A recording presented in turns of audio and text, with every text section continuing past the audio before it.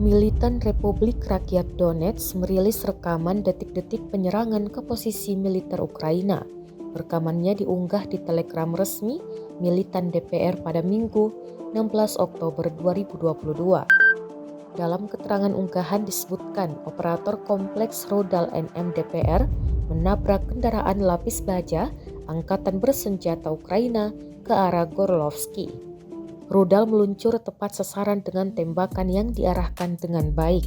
Pemotretan dilakukan pada malam hari menggunakan pemandangan pencitraan termal, jelas unggahan. Tampak ledakan besar terjadi setelah rudal tepat mengenai sasaran.